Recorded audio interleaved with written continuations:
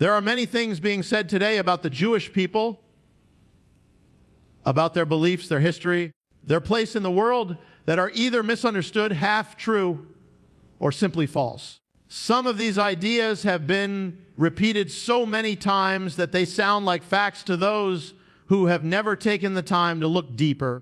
But repetition does not make something true. What it does is build a wall between people, a wall made of assumptions, distortions, and selective memory. And those walls, if left standing, prevent us from seeing each other as we truly are. One of the first misconceptions that needs clearing is the idea that the Jewish people as a whole operate with a single political agenda, or that they all hold the same beliefs about the modern state of Israel, politics, or the world stage. In reality, Jewish people are as diverse in opinion as any other group. There are conservatives, liberals, centrists, and everything in between. There are those who agree on some matters and disagree on others. Reducing all Jewish people to a single type is not only inaccurate, it strips them of the individuality that every human being deserves. Another falsehood that resurfaces is the claim that Jewish identity is primarily about power or influence in certain sectors, like finance or media. This is one of the oldest and most dangerous stereotypes, used for centuries to justify exclusion, confiscation of property, and worse, it ignores the real history of why Jewish communities often ended up in certain trades, because for long periods in Europe, they were barred from owning land, barred from many professions, and forced into the few occupations allowed to them.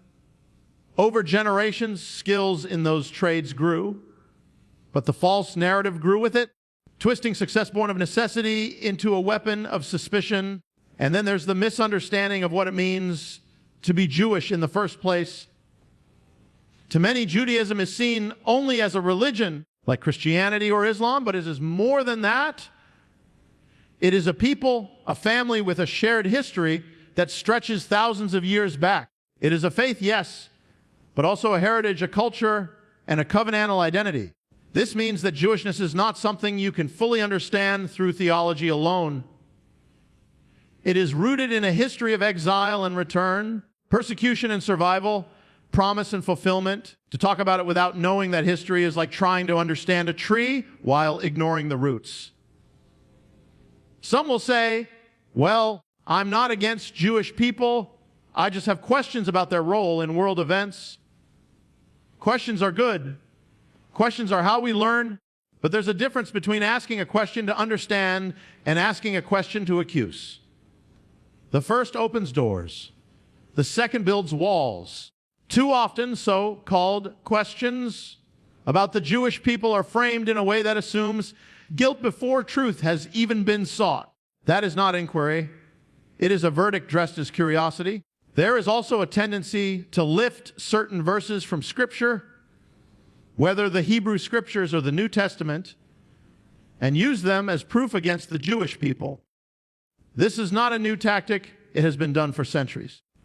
But pulling a verse out of its context is taking a single note out of a symphony and claiming you understand the whole song.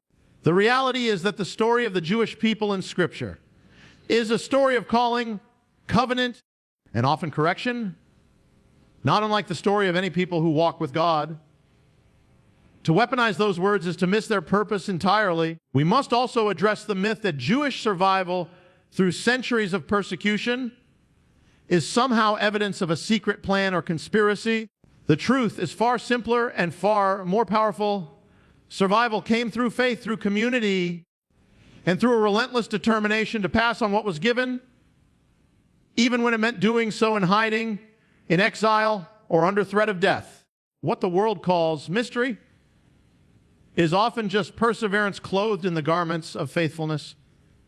And here is the heart of it.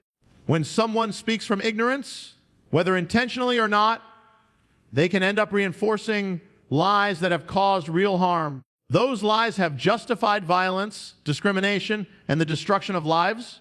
And the tragedy is they could have been dismantled with a little truth, a little humility, and a willingness to listen. Speaking about the Jewish people, or any people, requires care because words can be seeds.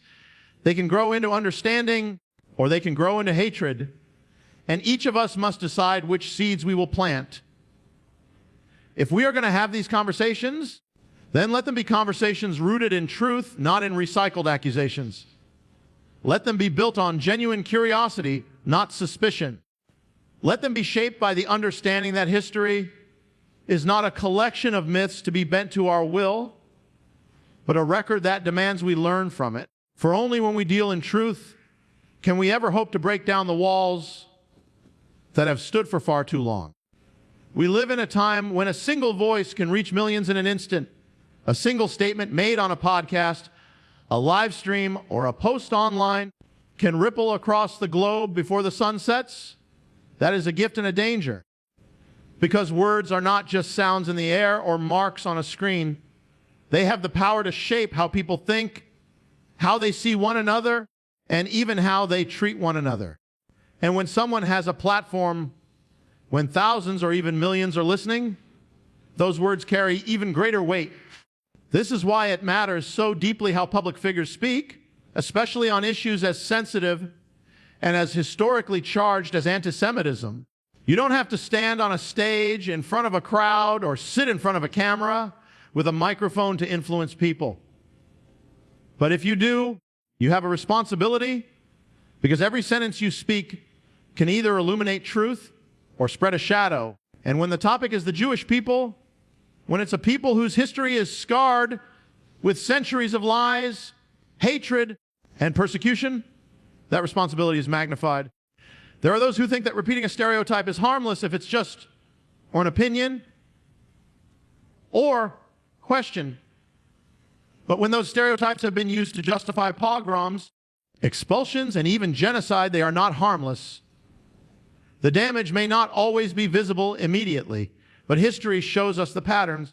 Words plant ideas, ideas shape beliefs, beliefs drive actions. And when those ideas are rooted in falsehoods, the actions they inspire can be deadly. Public voices set the tone for private conversations. A casual remark made on a large platform can become the fuel for prejudice in a small town coffee shop. A misleading statistic thrown out in an interview can be taken as gospel truth by someone looking for reasons to distrust or dislike an entire people. The platform amplifies it, and the audience carries it forward. That is why those who speak to large audiences are called to a higher level of discernment. It's not about never speaking controversial truths. It's about making sure the truths you speak are actually true. It's about doing the work to verify, to understand, to weigh the cost of your words before you release them into the world. Because once they are out, they cannot be taken back. You cannot control how they will be twisted, repeated, or magnified. And in the wrong hands, they can become a weapon. The problem is not only in outright slander, it's also in the subtle framing of ideas.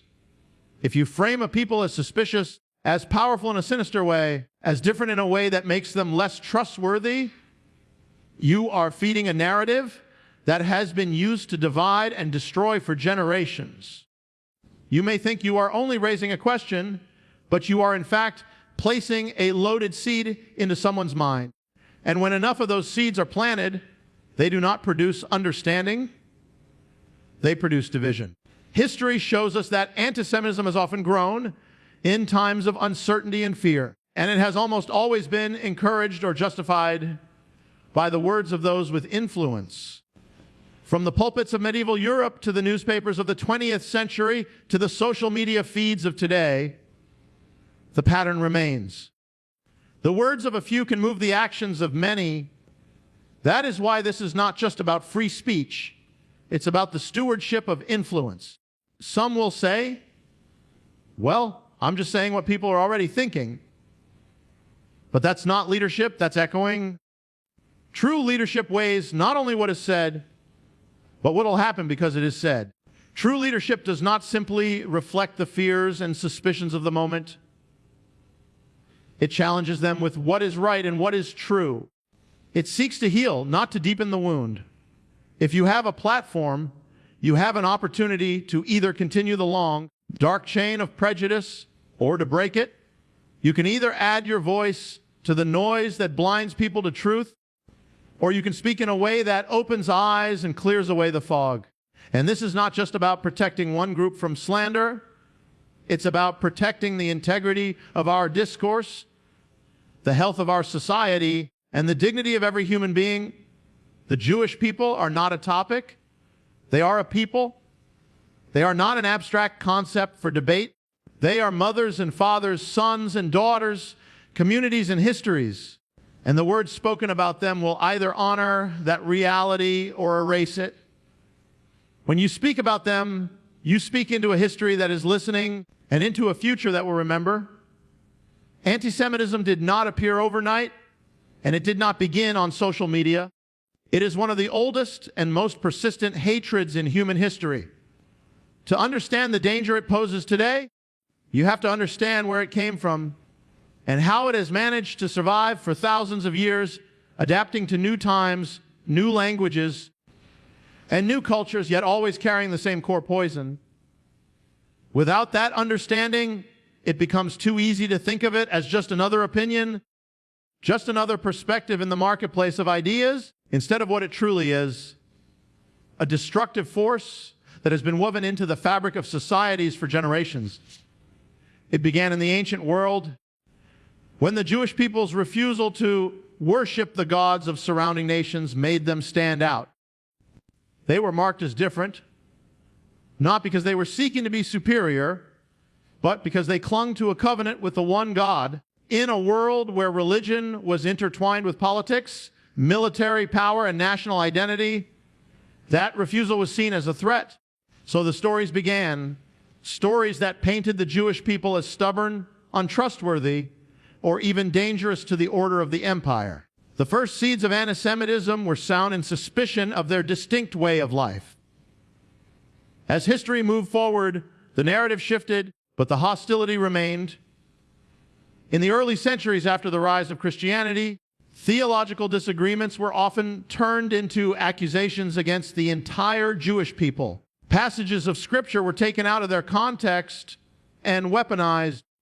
The death of Jesus, a historical event involving Roman authority, was laid entirely at the feet of the Jewish people, not just of that time, but of all generations. The charge of Christ killers would echo for centuries, justifying discrimination, forced conversions, and violence in the name of righteousness.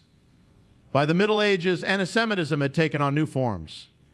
In much of Europe, Jewish people were excluded from owning land and banned from most trades. They were pushed into roles that society both needed and despised: money lending, tax collection, positions that later became the foundation for stereotypes of greed and financial control.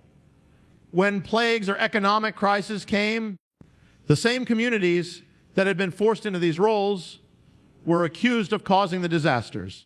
Lies about Jews poisoning wells or conspiring to harm Christians fueled massacres and expulsions. Even in times of relative peace, laws were passed to keep Jewish communities separate and marked special clothing, specific neighborhoods known as ghettos, limits on property and worship. Anti-Semitism had become institutionalized. It was no longer just a matter of individual prejudice. It was written into the very systems of society.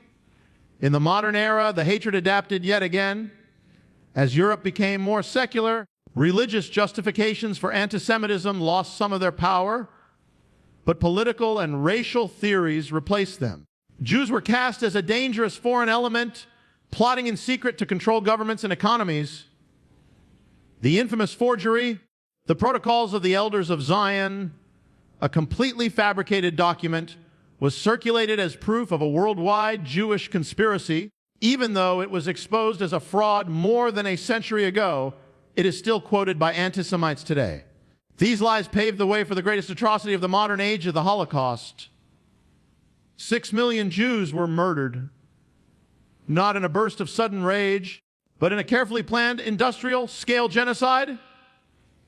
The Nazi regime did not invent anti-Semitism. It inherited it, modernized it, and weaponized centuries of stereotypes and slanders to convince ordinary people that the Jewish people were a threat that needed to be eliminated. And yet, even after the Holocaust, anti-Semitism did not disappear. It simply changed shape again.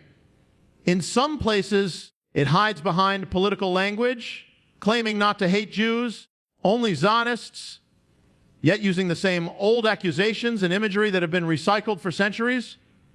In other places, it emerges through conspiracy theories about media finance or global agendas. Sometimes it's blatant, other times it's subtle, dressed up as intellectual critique or humor. But it is the same root, the same lie, the same spirit. This is why the history matters. When someone repeats a stereotype about Jewish control of money or media, they may think they are making a clever observation or stating a fact they heard somewhere. What they are actually doing is participating in a chain of hostility that stretches back to empires and inquisitions, to pogroms and ghettos, to Auschwitz. And every time those words are spoken, they give new life to an old hatred that should have died long ago. If we do not know this history, we will repeat it, sometimes without even realizing it. But if we do know it, then we bear a responsibility. We cannot allow these lies to be passed along unchallenged, as if they were harmless. Because history shows us exactly where they lead. When the conversation turns to the Jewish people, to their place in history, to their faith, and to the accusations so often thrown against them, it's easy for the discussion to remain abstract, facts and counterfacts, history and rebuttals, but we forget that behind all of it are human lives, real hearts, and real journeys. The truth is not just found in historical records, it's also lived out in the personal stories of those who have walked through misunderstanding, prejudice, and even open hostility, yet still held on to faith, identity, and purpose. I can tell you that being part of this people means carrying something much deeper than just a label. It means carrying a story that did not start with you and will not end with you. It's the story of ancestors who kept the faith when the world was against them, who lit the Sabbath candles in hidden rooms when the law said they couldn't, who whispered prayers when to speak them out loud could mean death. That faith was not passed down as an academic idea. It was lived, fought for, and treasured even in the darkest places. And because of that, there is an unshakable awareness that this identity is not something invented by man. It is a calling woven into the fabric of history by the hand of God himself. That calling is not about privilege. It is about responsibility. It is about being a witness to the covenant and the promises no matter the cost. It is about carrying a testimony that has survived empires, dictators, and generations of hatred. That kind of perseverance does not come from human strength alone. There are moments in my own journey when I have seen the contrast between how people speak about the Jewish people from a distance and how they act when they truly meet one. From a distance, it's easy to believe the stereotype, to absorb the rumor, to accept the caricature. But face to face, when the conversation becomes personal, when stories are exchanged, something shifts. It becomes harder to hold onto an abstract prejudice when you are looking into the eyes of someone who has known both the pain of history and the hope of redemption.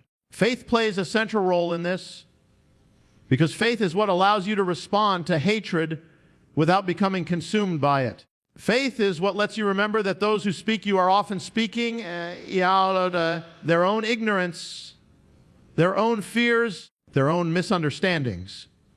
Faith gives you the strength to answer not with bitterness, but with clarity, to correct without malice, and to forgive even when you have not been asked.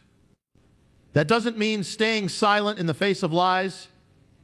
It means that when you speak, you do so from a place of conviction and truth, not vengeance. I have had conversations with people who, before meeting me, held deep suspicion or even resentment toward Jews. Sometimes it began with a challenge. Why do you believe this? Why do you act that way? Why are Jews involved in this or that? But when I had the chance to tell them about my own family story, how they endured, how they kept the faith, how they carried the scriptures through fire and exile, there was a pause. And in that pause, something began to change. Because it's hard to cling to a stereotype when you're hearing about the faith of a grandmother who prayed every night for those who persecuted her. It's hard to hold onto the myth of greed when you're hearing about the sacrifices made to keep a community alive through famine or war. And perhaps that is why sharing personal testimony matters so much. Facts and history can be debated, but a lived story, especially one rooted in endurance and faith, has a way of bypassing defenses. It moves the conversation from them to, from those people to this person. And once it's personal, it becomes harder to hold on to the old lies. The resilience of the Jewish people is not an accident. It is not the result of cunning or conspiracy. It is the result of faithfulness to God, to the covenant, to the mission given long ago. And it is also the result of God's faithfulness to his promises. That is why, even when surrounded by accusation, the Jewish people endure. That is why, even when scattered, they are never lost. In the end, this is not just about defending against slander.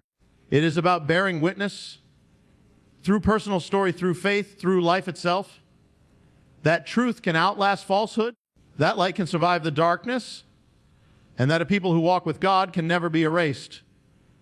When accusations are made, when stereotypes are repeated, when a whole people is spoken of as if they were a single shadowy force, the instinct for many is to react with anger or to retreat into silence. But neither of those paths brings understanding. Anger can harden hearts, and silence can allow lies to spread unchecked. What is needed is something harder, something that requires more strength than lashing out or hiding away. It's the willingness to engage in real conversation, even when that conversation begins in misunderstanding. I have found that some of the most important exchanges happen not in the roar of public debate, but in the quieter moments when two people sit down and actually talk. There is something disarming about a conversation that is not a contest, but an invitation. It does not mean you agree with the other person's ideas or excuse their words, but it does mean you recognize that the only way to break the cycle of falsehood is to speak truth into it directly and personally. Too often, those who spread anti-Semitic ideas have never truly known a Jewish person in a real way.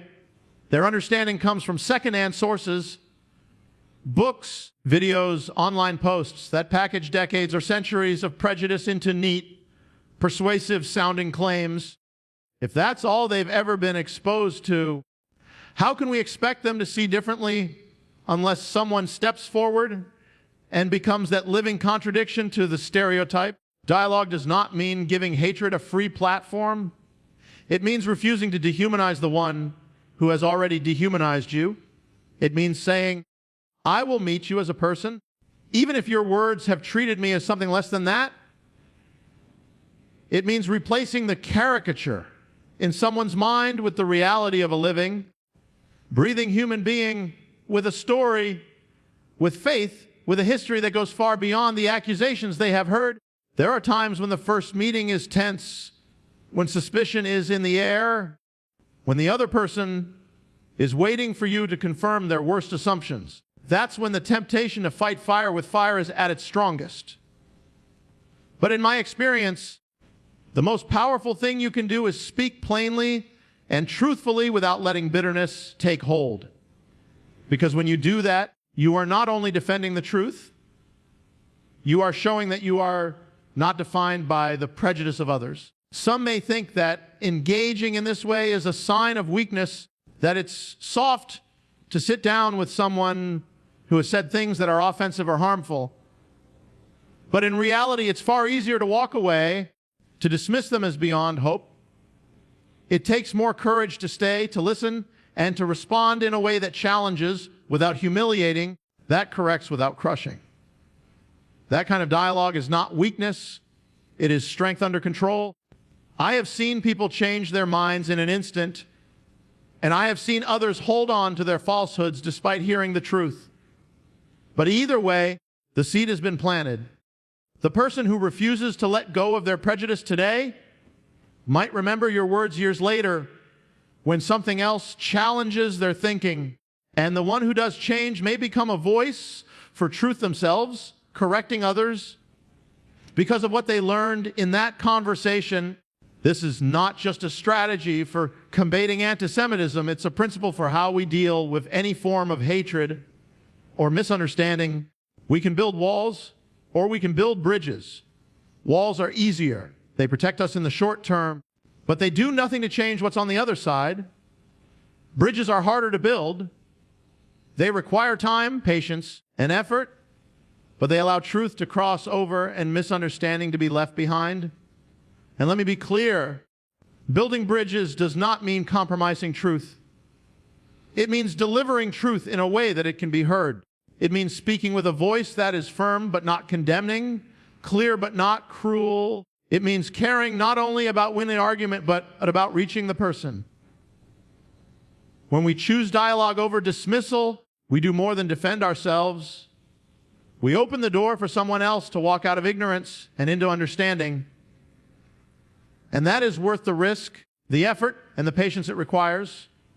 If all we do is identify the lies, explain the truth, and correct the record, we will have done something good, but not enough. Truth on its own is powerful, but it needs to be joined to action if it is going to make a lasting difference. History has shown us that anti-Semitism survives not just because of those who actively spread it, but also because of those who stay silent in its presence. That means the fight against it can never be left only to the Jewish people. It must be taken up by anyone who values truth, justice, and the dignity of human life. Action does not always mean a grand public gesture. It often begins with something as small as refusing to let a falsehood pass unchallenged in conversation. It can mean speaking up when a joke is made that plays on old stereotypes, even if it feels uncomfortable to be the one who breaks the laughter. It can mean correcting misinformation when it's shared online, even when you know that doing so might invite pushback. Those moments matter because they send a signal that you will not allow untruth to go unopposed. But action also means education. Anti-Semitism thrives in ignorance, in the absence of context, in the void where history should be. Teaching the next generation the real story of the Jewish people, their history, their contributions, their struggles, plants seeds that make prejudice harder to take root. When people understand the reality of the Holocaust, when they know how stereotypes have been used for centuries to justify injustice, when they see the humanity and diversity within the Jewish people, it becomes far more difficult for them to fall for the same old lies. It also means building relationships. Prejudice is often a product of distance, of never having real encounters that challenge what's been heard or assumed. When bonds are formed between neighbors, co-workers, classmates, it becomes personal. It's no longer them, it's you. And when it's you, hatred doesn't grow as easily. The walls that propaganda tries to build begin to crumble under the weight of real connection. Action can mean standing with those who are targeted, even when the target is not you. It can mean showing up at events that promote unity, writing to leaders when you see anti-Semitism rising, or lending your platform to amplify voices that are telling the truth. It means being willing to be counted when it matters most, even if it costs you something. The truth is, the battle against anti-Semitism is not only about defending one people.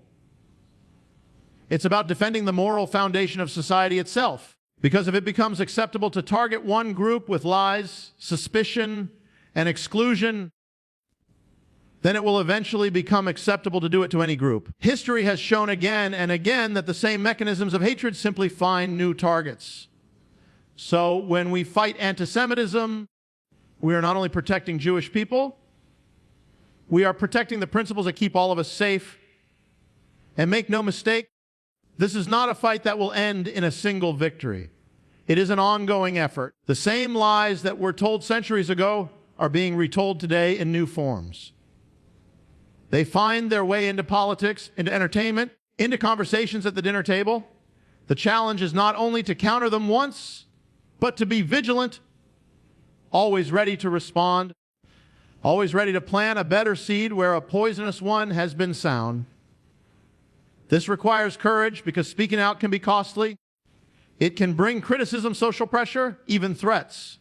But silence comes at a greater cost because it allows the poison to spread unchecked. Courage is contagious. When one person speaks up, it gives others permission to do the same. And soon, what seemed like a lone voice becomes a chorus. The call to action is not for some distant future when the conditions feel right. It is for now, in the spaces where you live, work, and speak. It is for your family conversations, your community gatherings, your online presence. The question is not whether the opportunity will come. It already has. The question is whether you will take it. Because if there is one thing history has made clear, it is this: the fight against anti-Semitism is never won by chance. It is only won by choice.